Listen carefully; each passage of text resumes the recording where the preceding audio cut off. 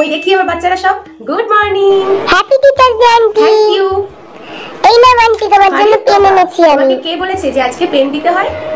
মা বলেছে দিদি স্যার নাইনি, তাই তোমাকে নিতে।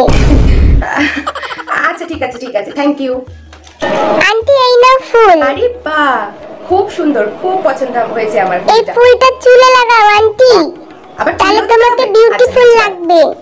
ঠিক আছে, একদম বিউটিফুল লাগছে আন্টি।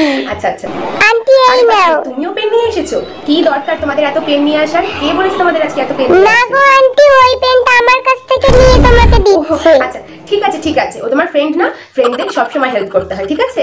Thank you. এই নাও আন্টি। এটা দিয়ে আমি কি করব?